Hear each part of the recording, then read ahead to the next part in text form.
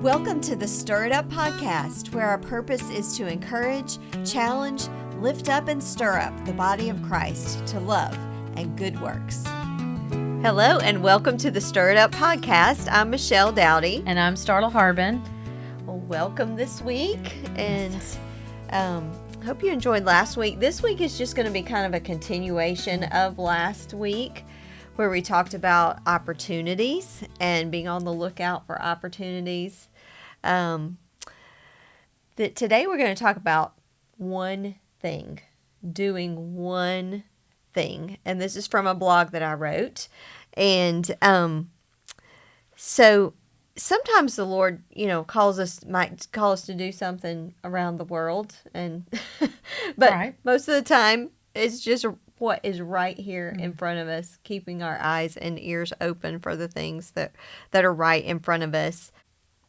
So Acts 17:26 says God determines the times set for us and the exact places where we should live. So we're in the place that we're supposed to be at the time that we're supposed to be.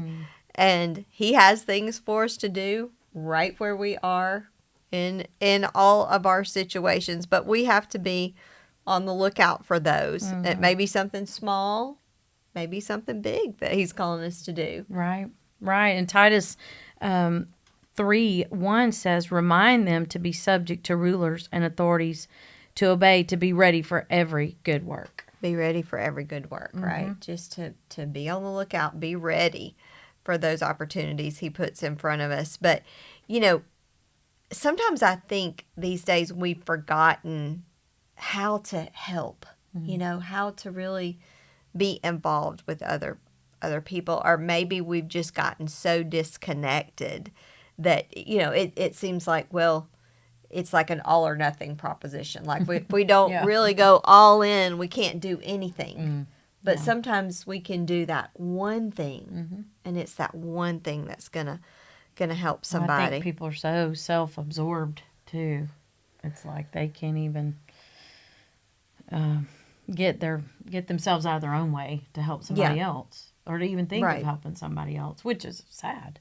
Sometimes we're in our own little world. And I know Mark talks about sometimes, I miss the days of just popping in on somebody, like when we were growing up, you might just go and drop in on a family friend, or certainly family. You would do that. But these days you would never dream of doing that, without everybody's got their garage down. I know. It's like they get home, put the garage down, lock the doors, and it's like, So I was in the post office the other day. I had to send something priority, so I had to wait in the line there. And the lady in front was having a little trouble with her card. And so turned out they had to sort of reboot the whole system. Well, this was going to take 4 or 5 minutes. Well, it was this lady, then myself, then one other lady behind, and then this guy came in. And so he starts just immediately, engaging everybody in conversation. And we get around to this very thing. Like we miss, how everybody's always on their phones. And even in a situation like that,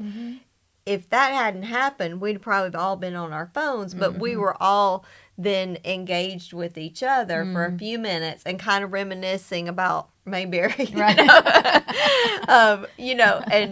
I mentioned how Mark said that, he missed that. And then they were all older too, and they said, yes, we miss those days too. Yeah. So I think we're just, in many ways not as connected, even families, like sometimes when I go by, when we'll go by on Sunday or some other day, and you'll see a bunch of cars there, like at a house, you'll either assume, okay, somebody maybe has a birthday, or maybe somebody died. Yes.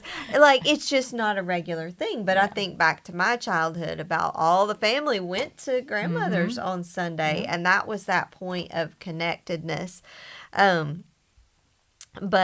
anyway, so those are some of the things that I think that's, it's harder to get involved with people's lives, just because we're, everybody's sort of about their screen, either the TV screen, there's so much we can become involved in, and we're just kind of in our own little houses and our own little Or there's in little such a world. hurry, it's like they're always behind, and so they're in such a hurry that they just can't even show kindness. Right. Really. Right. Yeah. Um, But we don't have to do everything, but sometimes we can do just that one thing, that one contact, that one touch, maybe can be the difference. Just taking that next step forward. And I know before I've talked about on the podcast, and I have written in my book, Elizabeth Elliot, about her life, sort of the theme of her life, I guess, after, the tragedy with her husband being killed, was her motto was sort of do the next thing. Like, do that next thing that's in front of you. Because sometimes you can't, you can't see the steps 7, 8, 9, 10, but, see step 2 and 3. You're at step 1, you can see those next steps. So maybe I've thought about it like maybe you're on a path and you've got that lantern. Well, that lantern is just going to illuminate, just that little bit. But then when you take that step, then it's going to illuminate a bit more. And then you take that next step. And then pretty soon you're way on down the road. But I wanted to read this from this poem, Do the Next Thing, because this is it ties in with do one thing. So this is from a transcript of a radio show that she did, and these are her words. When I went back to my jungle station after the death of my first husband, Jim Elliott, I was faced with many confusions and uncertainties. I had a good many new roles besides that of being a single parent and widow. I was alone on a jungle station that Jim and I had manned together. I had to learn to do all kinds of things which I was not trained or prepared in any way to do. It was a great help to me simply to do the next thing. Have you ever had the experience of feeling as if you've got far too many burdens to bear, far too many people to take care of, far too many things on your list to do? You just can't possibly do it. And you can get in a panic and you just want to sit down and collapse in a pile and feel sorry for yourself. Well, I've felt that way a good many times in my life, she says. And I go back over and over again to an old Saxon legend, which I'm told is carved in an old English parsonage somewhere by the sea. I don't know where that is, but this is a poem which was written about that legend. So it's part of that poem says, do it immediately, do it with prayer, do it reliantly, casting all care. Do it with reverence, tracing his hand, who placed it before thee with earnest command. Stayed on omnipotence, safe neath his wing, leave all resultings, do the next thing. That is a wonderfully saving truth. Just do the next thing. So she says, so I went back to my station, took my 10-month-old baby, tried to take each duty quietly as the will of God for the moment. So just doing that next thing, which I thought we could also say do one thing. I guess do the next thing just sort of implies, okay, we're going to take that next step forward. But in this context, looking at opportunity, look for that one opportunity, that one thing that you can do to help somebody today, maybe to lighten somebody's load, take one step of obedience and be listening for that. Yeah, yesterday when we were at the tent, there was a man that was across the street on the sidewalk, and he had walked down, I think, to Dollar General to get a drink, and then he was coming back, and so Russ just felt compelled. He ran out to the road and said, can we pray for you today? Come on over. So he crosses the road and he comes on over, and he turned out to be a character. Oh, and we all got a big laugh, but we did pray for him, and in his, even in the mindset that he was in, you could tell it meant something to him. Yeah, and he said, every time I see this white tent, I'm gonna come harass y'all. So it was sort of like it opened the gateway for him to come and just feel comfortable, and it was like in that moment, and one of the guys said, nobody's safe walking the streets if Pastor Russ is outside now. Yeah, and just, think, what if he'd not done that? Well, then he that passed by us. contact would have been, you That's would never right. have And made he that passed by contact. us that first Yeah. March 1st when we were out there. Oh, okay. We had seen him, Huh. and Russ waved to him, but, people are kind of... Yeah. And then there's a guy that rides a bike up and down, and he wouldn't have any of it. Russ tried to get him to come over, Yeah. and he wouldn't have any of it. He just kind of looks at you, strange. But anyway, I just, that one thing that he did, taking that one step to run toward the road and get him to come over turned out to be really sweet. Well, that's neat. Yeah, just listening for those, and looking, keeping your eyes open for those opportunities. Yeah. One quote that I was thinking about too, from Amy Carmichael, who is a missionary, that actually Elizabeth Elliot wrote a biography about her, and she's had many books written about her, and has written many books. Amy Carmichael has, but one of her quotes is, "You can give without loving, but you cannot love without giving." So we all know you can give something, and it might be easy to write a check, but so you can give sometimes without really love being behind it, but you can't love without giving. Monetarily, or giving yourself, of yourself, giving yourself away. So just a couple other scriptures around that. We know that we've passed from death to life because we love the brothers. So we know we've been changed, when we demonstrate that love for each other, when we take the time. And, sometimes time can just be the greatest gift that you can give somebody. I mean, it doesn't always have to be some monetary thing, but I think about even a lot of elderly people, or just, people sort of on the margins, like the gift of time sometimes can be the greatest gift. Yeah. I know my dad, I mean, he loves for us to call, because and I've heard people say, when your kids get grown, you just don't hear from them that much anymore. Their lives get busy, or they move away, or whatever it is, but man, that gift of a phone call maybe to an old friend or college roommate, or, your elderly parents, or even down the line, aunts and uncles, cousins, whatever. My cousin and I, there's a cousin in Mississippi, and we keep up with each other on Facebook, and just that interaction. But anyway, there's ways you can make that connection. Yeah, for sure. Little children, let us not live in word or talk, but in deed and truth. So just there again, letting your walk match your talk. And we've talked before about how big changes start with something small. Like, very rarely do you just make a big, huge change all at once. I mean, it's usually a matter of weaning off of something. Like, if you're trying to stop a bad habit or whatever, you might just kind of change that gradually.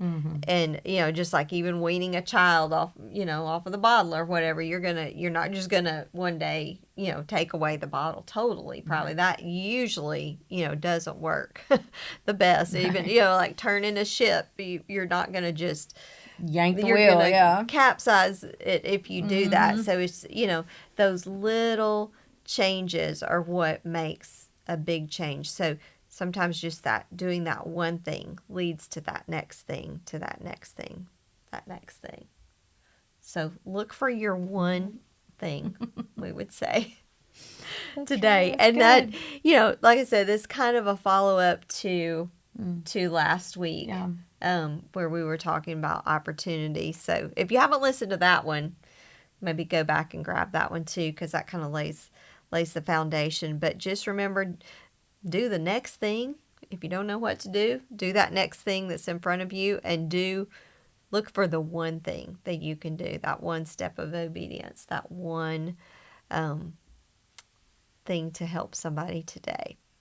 So, okay. It's good. Do you have a recipe for us? I do. And I thought I would you did the grape salad, and I already had my Watergate salad. Oh, perfect. Y'all look at this salad old. day. I don't know if you can see that. Yeah. So this is. Do you know this? My grandmother made it. Yes. So I looked this up because I thought, okay, now before I say that it's from the Watergate Hotel, I better know. Verify. Yeah. So it's actually not. Like, somebody tried to associate it with it's actually a craft recipe.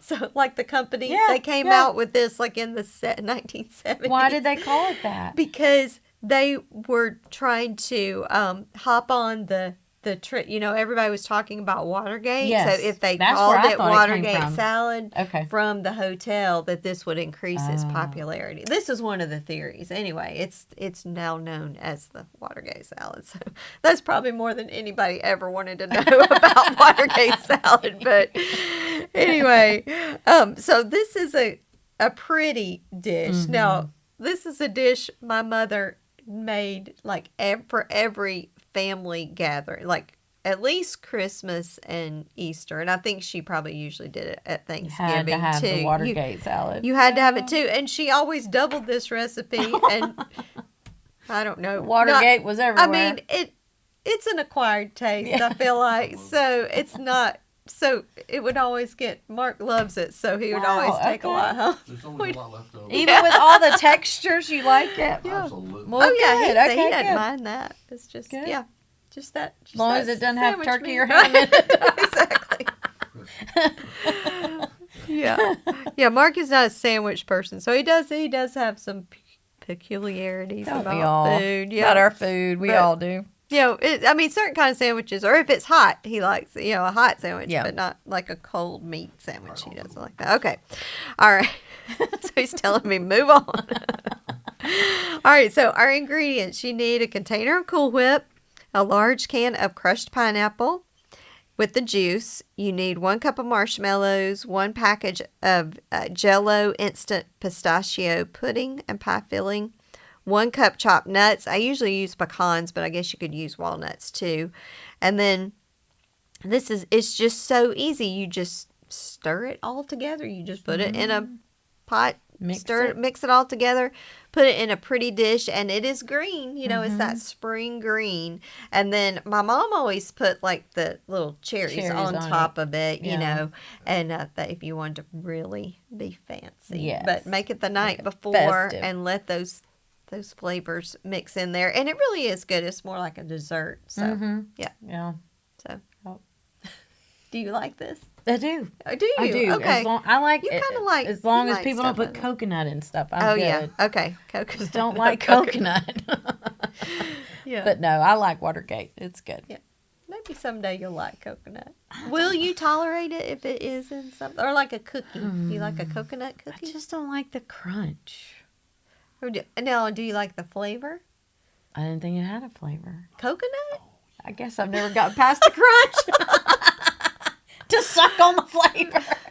Well, you know, like if something has a coconutty flavor to it. So when we were on yeah. the road, invariably at the churches we were at, Yeah. there was either a famous coconut cake maker Yeah. or a coconut pie maker. And they always wanted to bless us with Yeah. that. And neither one of us like coconut. So I have eaten the goo from underneath the topping. Yeah. And gotten a little bit. So some of that's flavored, the Yeah. coconut flavor. So in that regard, yes. But as far as just, you know, that's because you can't tell people that we both don't like coconut. At least, you know, because neither one of us do. Aw. So anyway, bless her heart. So we would make our Yeah. way through it as best we could.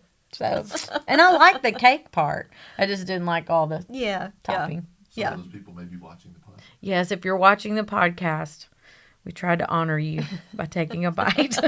No, you took one for the team. We did.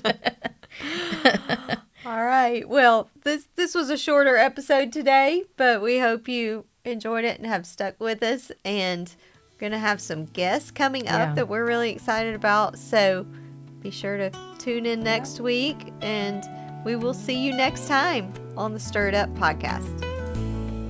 Thank you for joining us today. May the grace of the Lord Jesus Christ and the love of God and the fellowship of the Holy Spirit be with you all.